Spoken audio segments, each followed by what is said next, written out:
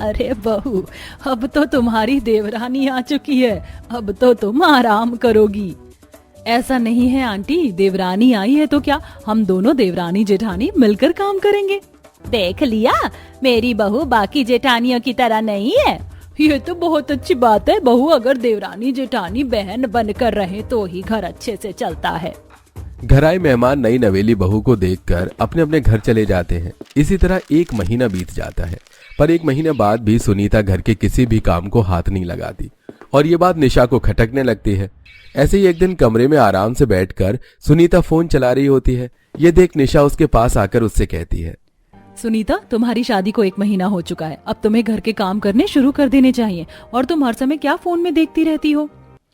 दीदी, काम करने से भला कौन डरता है? आप मुझे बताओ, मैं काम कर दूंगी, पर उससे पहले आप ये रील देखो, कैसे लोग घर से नीला ड्रम फेंक रहे हैं।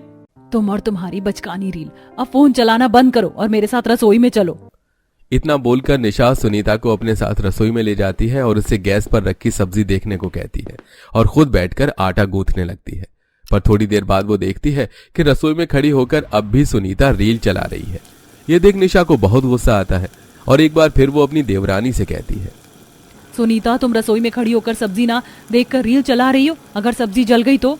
दीदी माफ करना, पर गर्मी बहुत हो रही है, मुझसे काम ही नहीं हो पा रहा। और देखो, हर जगह बस एक ही न्यूज चल रही है कि कैसे इस लड़की ने अपने पति को अपने प्रेमी के लिए मारकर नीले ड्रम में रख दिया है। ये सब देखकर तो अब मुझसे काम ही नहीं हो पा रहा है, आप ही कर लो।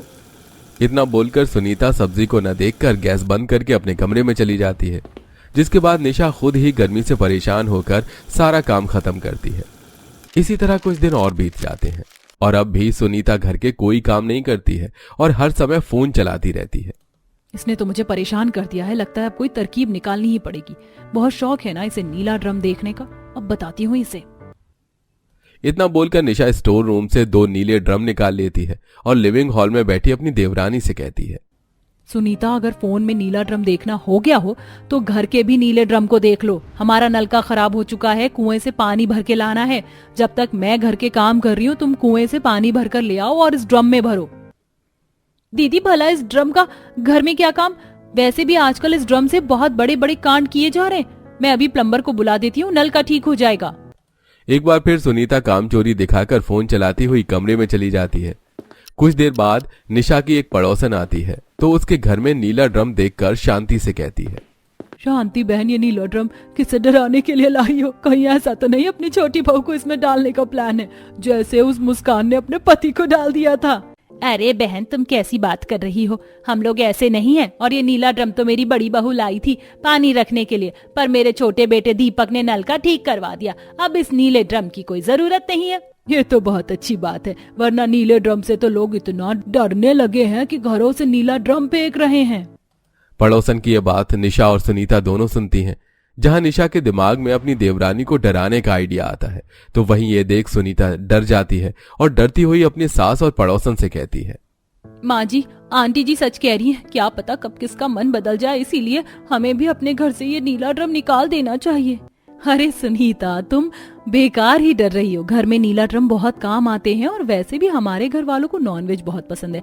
आंटी जी, आप मुर्गी बेचने का काम करती है ना, आप मुझे 2 मुर्गी दे दीजिए। सोच रही हूँ उन्हें पालूं और जब वो अंडे दे दें तो इसी नीले ड्रम में कसाई की तरह उनका काम तमाम कर दूं। जेठानी जी, आप ऐसी कसाई वाली बातें कैसे कर सकती हैं? आप पहले कसाई थी क्या? अरे बहू, तेरी जेठानी नहीं करती ये काम, उसके रिश्तेदार में कोई कसाई था, इसीलिए तेरी जेठानी ऐसा बोल रही है। शांति और निशा की बातें सुनकर अब सुनीता डर जाती है और वहां से चली जाती है। उसके चेहरे का डर देखकर निशा को बहुत अच्छा लगता है। इसी तरह 2 दिन और बीत जाते हैं, पर इतना डरने के बाद भी सुनीता अपनी हरकतों से बाज नहीं आती। अब ऐसे ही एक दिन हॉल में रखे नीले ड्रम से निशा पुराने कुछ कूड़ा कबाड़ निकाल रही होती है। दीदी, कुछ दिनों बाद घर में सफेदी का काम शुरू हो जाएगा, आपको तो नीले ड्रम में फालतू की चीज भरनी चाहिए। फिर आप इस नीले ड्रम को खाली क्यों कर रही हो? ये नीला ड्रम तो मैं काम चोरों के लिए खाली कर रही हूँ।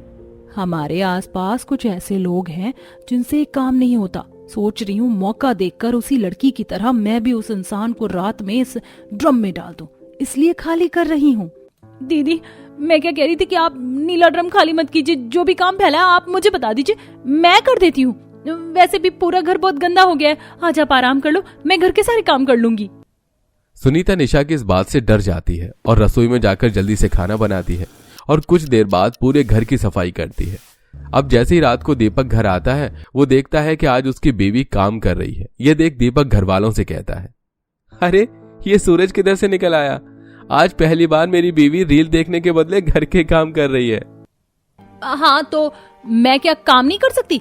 इतने दिन हो गए, आखिर कब तक मेरे रहते जेठानी जी काम करेंगी? वैसे भी मुझसे पहले तो वही घर संभालती थी, अब कुछ जिम्मेदारी मेरे कंधों पर आनी चाहिए, है ना दीदी? हाँ, क्यों नहीं। कैसे बताऊं दीपक जी को, अगर घर के काम नहीं किया तो ये कसाई औरत यानी मेरी जेठानी मुझे भगवान को प्यारा कर देंगी और मेरी लाश के छोटे छोटे टुकड़े करके इस नीले ड्रम में भर देंगी। अब इस तरह निशा हर समय सुनीता को डराती है और घर के सारे काम करवाती है। कुछ दिनों में घर में सफेदी का काम शुरू हो जाता है और एक नीले ड्रम में लाल रंग का पेंट आता है, जिसे अकेली निशा खींचती हुई घर में ले जा रही होती है और नीले ड्रम में लाल रंग देख सुनीता के होश उड़ जाते हैं। जेठानी जी, इस नीले ड्रम पर ये खून कैसा, और आखिर इसमें ऐसा क्या है जो आप अकेली सबकी नजरों से छुपाती हुई घर में ले जा रही हैं? सुनीता, इसमें ऐसी कुछ चीज है जिसे देखकर तुम्हारे होश उड़ जाएंगे। फिक्र मत करो, कल सुबह तक तुम्हें सब पता चल जाएगा। अभी जाकर आराम कर लो, फोन देखने का बहुत शौक है ना? एक काम करो, कुछ देर फोन चला लो। निशा की यह बात सुनकर डरी हुई सुनीता कमरे में जाकर सो जाती है। अब आधी रात को सुनीता की आंख खुलती है और वो पानी पीने के लिए कमरे से बाहर जाती है, जहां निशा हाथों में चाकू लेकर खड़ी होती है और उसके साथ दीपक और शांति भी होते हैं। माँ, मैंने तो तुम्हें पहले ही बोला था कि बहुत कमजोर है सुनीता, मेरी शादी इससे मत करो, पर तुमने एक नहीं मानी। बेटा, गलती हो गई, पर अब गलती सुधारने का समय आ चुका है। बहू, इसका भी काम खत्म कर दे और इस नीले ड्रम में भर दे। नहीं, मैं काम चोर नहीं हूँ, मुझे मत मारो। इतना बोलकर सुनीता की एकदम से आंख खुल जाती है। ये सब एक सपना था। तभी दीपक उसे पानी दे रहा होता है। ये देखकर दीपक के हाथ से वो पानी लेकर जमीन पर फेंक देती है और खुद कमरे से बाहर जाती है। दीपक अब सभी घर वालों को उठाता है और घर वाले सुनीता को पकड़ने लगते हैं, जिस पर सुनीता सबसे बोलती है, आप सब छोड़ो मुझे, मैं बहुत अच्छे से जानती हूँ जेठानी जी वो नीला ड्रम मेरे लिए लेकर आई है, और 1 मिनट, ड्रम में पहले ही जेठानी जी किसी का काम दबाम कर चुकी है। अब मुझे इस घर में नहीं रहना, मुझे जाना है। अरे ये तुम कैसी बातें कर रही हो? इस ड्रम को हमारे घर का राशन, कूड़े का सामान, कॉपी किताब और पानी भरने के लिए इस्तेमाल किया जाता है। हम भला किसी इंसान को क्यों रखेंगे और हम तुम्हें क्यों मारेंगे? अगर आप सच कह रहे हो तो आप मुझे उस नीले ड्रम के बारे में बताइए जिस पर खून लगा है। क्या है उस ड्रम में? अरे बहू, घर में सफेदी का काम चल रहा है। उस नीले ड्रम में तेरा फेवरेट लाल कलर है। तूने ही तो कहा था कि तुझे अपने कमरे में एक लाल दीवार चाहिए जिस पर तू अपनी शादी की बड़ी सी फोटो लगा सके। भूल गई क्या? और देवरानी जी, भला मैं आपको क्यों कुछ करूंगी? मैं तो बस आपको डरा रही थी ताकि आप अफवाह पर कम ध्यान दें और घर के कामों पर ज्यादा ध्यान दें। मैं नहीं मानती। अगर आप लोग सच कह रहे तो अभी इसी वक्त इस घर से सारे नीले ड्रम बाहर निकालो और सामान रखने के लिए अलमारी या कोई दूसरा बड़ा स्टोर रूम बनाओ। मुझे अपने घर में नीला ड्रम नहीं चाहिए। अगर तुम्हें नीले ड्रम से इतना ही डर लग रहा है तो ठीक है, हम अभी इसी वक्त सारा सामान नीले ड्रम से निकालकर नीला ड्रम फेंक आते हैं। इतना बोल पूरा परिवार सुनीता का डर खत्म करने के लिए उसी वक्त सारे नीले ड्रम खाली कर लेता है और अब रंग वाला डब्बा भी घर के बाहर रख देता है। इसके बाद सुनीता को चैन आता है और अब वो अपनी चालाक जेठानी के सामने काम चोरी नहीं दिखाती और उसके साथ अच्छे से पेश आती है और फोन में रील और फालतू की अफवाह पर भी ज्यादा ध्यान नहीं देती है। रोशनी पूरे घर में पोछा लगाकर साड़ी के पल्लू से अपना पसीना पोंछते हुए कहती है, चलो आज का काम तो निपटा लिया, अभी आराम से टीवी देखते हुए चैन की नींद सो जाऊंगी। उसी समय सीढ़ियों से रोशनी की देवरानी कनिका की सहेलियां उतरकर नीचे आती हैं और चप्पलों से पोछा लगे फर्श को गंदा करके चली जाती हैं। तो वहीं कनिका उन्हें दरवाजे से विदा करते हुए कहती है, ध्यान से जाना और आती रहना। हाँ, आती रहना और मेरे घर का फर्श गंदा करती रहना। क्यों? फर्श गंदा हो गया? अच्छा, आपने पोछा लगाया था क्या? हाँ, अब तुम्हारी सहेलियों की वजह से अब दोबारा लगाना पड़ेगा। अरे थोड़ी देर और नहीं रख सकती थी उनको ऊपर? जेठानी जी, मुझे कौन सा सपने आ रहे हैं कि आप नीचे पोछा लगा रही हो? इस तरह दोनों का झगड़ा शुरू हो जाता है और शोर सुनकर उनकी सास रमा सर पकड़े वहां आती है। दोनों पगला गई हो क्या? क्यों झगड़ा कर रही हो? माँ जी, जेठानी जी झगड़ा कर रही हैं। बताओ, जरा सा पोछा लगाने में इन्हें आफत आ रही है। हाँ तो तुम ही लगा दो ना फिर। मैं क्यों लगाऊं? नीचे आप रहती हैं, मैं नहीं। चुप करो तुम दोनों।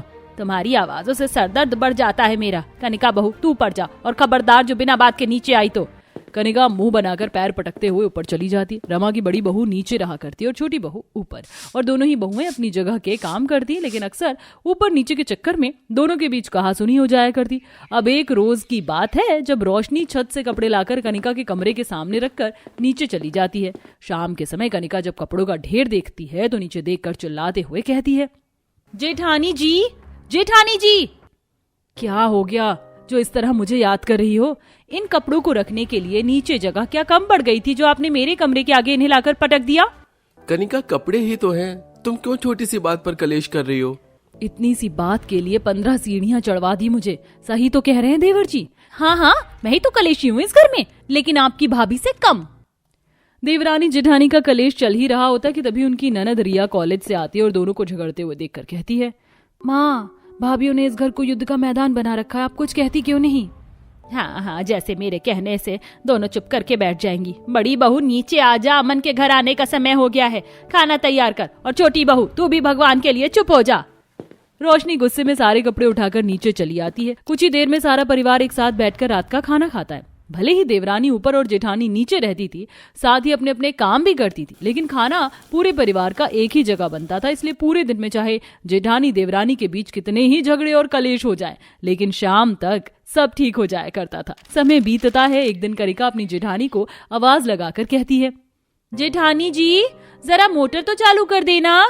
मैं कोई तुम्हारी नौकर नहीं हूँ, खुद आकर कर लो। अरे आप नीचे रहती हैं, एक मोटर चालू करने में आप घट नहीं जाएंगी? ठीक है, कर देती हूँ, लेकिन पहले ऊपर मैंने अचार सुखाने के लिए रखा है, वो जरा ले आना। बिल्कुल नहीं, पता भी है ऊपर कितनी धूप हो रही है। हाँ, तो फिर नहीं चला रही मैं मोटर। रोशनी की बात सुनकर कनिका अचार लेकर नीचे आती है और टेबल पर पटक देती है, जिससे सारा अचार बिखर जाता है और दोनों की लड़ाई इतनी बढ़ जाती है कि उस दिन के बाद से दोनों ही अपना खाना अलग बनाने लगती हैं। एक दिन राजन खाने में खिचड़ी देखकर अपने भाई को आवाज लगाकर पूछता है, भैया आज भाभी ने खाने में क्या बनाया है? पालक पनीर और पुलाव बनाया है। क्यों, क्या हुआ? वाह भैया, कनिका ने तो खिचड़ी बनाई है। हाँ तो भैया नीचे आ जाओ ना खाने के लिए। सुनिए जी, खबरदार जो आप नीचे खाना खाने गए तो, और खबरदार जो देवर जी को खाने के लिए किसी ने नीचे बुलाया तो। अरे तुम दोनों अपने झगड़े और कलेश के चक्कर में घर के खाने को क्यों ला रही हो? देखिए माँ जी, अब जब अलग अलग खाना बन ही रहा है तो आपको क्या दिक्कत है? और राजन जी, आप अंदर चलकर जो बनाए वही खाइए।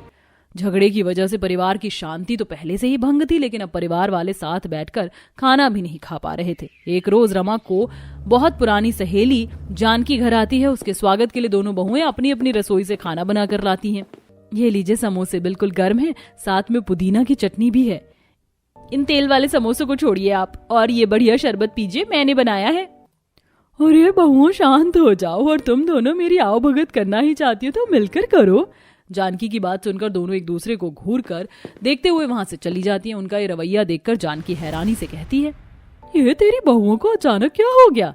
मत पूछ जानकी, एक झगड़ालू है तो दूसरी कलेशी, इनके चक्कर में सभी परेशान हैं। अब देखना, दोनों ने अपना चूल्हा भी अलग कर लिया है। छोटी बहू ऊपर रहती है तो बड़ी बहू नीचे। रामा, तो तू इन दोनों को साथ में रख, क्या पता एक साथ रहते हुए दोनों धीरे धीरे लड़ना बंद कर दे। अरे जानकी, तू क्या कह रही है? दोनों ऊपर नीचे रहते हुए इतना लड़ती हैं, साथ में रहेंगी तो तांडव करेंगी मेरे सिर पर। जब सोचती है बेकार ही सोचती है, एक बार तू ऐसा करके तो देख, क्या पता सब ठीक हो जाए। जानकी की बात मानकर रमा कनिका को नीचे रहने के लिए कह देती है और खुद उसके कमरे में शिफ्ट हो जाती है। अब एक ही रसोई में दोनों देवरानी जेठानी काम करती हैं और बहस होने पर घर के बर्तन पटकती हैं, जिससे रमा की परेशानी कम होने की जगह और बढ़ जाती है। एक शाम रमा दोनों बहुओं को बुलाकर कहती है, अगले हफ्ते हम सबको एक शादी में जाना है, इसलिए कल साड़ी वाला घर आएगा तो शांति से दोनों अपनी अपनी पसंद की साड़ी ले लेना। ये तो आप देवरानी जी को समझाइए। मैं तो पहले से ही समझदार हूँ, आप अपनी फिक्र करो। चुप कर जाओ, खबरदार जो दोनों के मुंह से एक शब्द और निकला तो। अगले दिन दोपहर के समय साड़ी वाला घर आता है और दोनों ही साड़ियाँ पसंद करने लगती हैं। देखिए भाभी, ये जरीदार साड़ी, इसका फैशन बहुत चला हुआ है। हाँ, देखने में तो बहुत सुंदर है। कुछ मुझे भी बढ़िया दिखा दो, क्या पुरानी साड़ियाँ दिखा रहे हो? अरे भाभी, ये देखिए ना, रानी कलर की। साड़ियाँ देखते हुए दोनों की नजर एक लाल साड़ी पर पड़ती है और दोनों ही उसे उठाकर खींचते हुए कहती हैं, मुझे ये वाली पसंद है। अरे पर भाभी जी, इस डिजाइन में तो ये एक ही पीस है मेरे पास। हाँ तो ये मैं लूंगी। बिल्कुल नहीं, मुझे ये पहले पसंद आई। तभी कमरे में आराम कर रही रमा बाहर आती है और एक साड़ी के लिए अपनी बहुओं को लड़ते हुए देखती है। वो दोनों को बहुत समझाने की कोशिश करती है, लेकिन झगड़ा कम होने की जगह इतना बढ़ जाता है कि पूरा मोहल्ला रमा के घर में इकट्ठा हो जाता है। हाय हाय, कैसे कुत्ते बिल्ली की तरह लड़ रही हैं दोनों देवरानी जेठानी। सच में रमा की बहुएं तो पूरी नौटंकी है, न जाने रमा कैसे रहती है इनके साथ। अरे दादा, अपने झगड़े के चक्कर में मेरा नुकसान कर दिया। मुझे नहीं बेचनी कोई साड़ी, मैं चला। साड़ी वाला रमा को खूब खरी खोटी सुनाकर चला जाता है तो वहीं मोहल्ले के लोग भी कई तरह की बातें बनाने लगते हैं। शाम के समय सभी के घर आने पर रमा अपना बैग लेकर घर से जाने लगती है। माँ जी, आप इस समय कहाँ जा रही हैं? आज जो हुआ उसके बाद तो मैं इस घर में नहीं रह सकती। अरे तुम दोनों के झगड़े और कलेश के चलते मेरी इतनी बेइज्जती कभी नहीं हुई थी। माँ, आप सही कह रही हैं, मैं भी आपके साथ चलूंगा। बिल्कुल, अरे इन दोनों के साथ रहे तो जिंदगी भर कभी शांति से नहीं जी पाएंगे। ये सब देखकर रोशनी और कनिका बहुत घबरा जाती है और माफी मांगते हुए कहती हैं, माँ जी हमें माफ कर दीजिए, इस घर को छोड़कर मत जाइए। हाँ माँ जी, हम दोनों अपनी नफरत और लड़ाई के चक्कर में आप लोगों को कितना दुख दे रहे हैं, इस बात का एहसास हमें अब हो रहा है। माँ जी, हम दोनों वादा करते हैं कि अब कभी भी कलेश नहीं करेंगे, बस हमें एक मौका दे दीजिए। दोनों को इस तरह माफी मांगते हुए देखकर रमा उन्हें माफ कर दूसरा मौका देती है, जिसके बाद दोनों देवरानी जेठानी घर का सभी काम मिलजुल कर बिना किसी झगड़े कलेश के किया करती और कभी छोटी मोटी नोक झोंक हो जाने पर अपनी गलती मानकर एक दूसरे को मना लिया करती।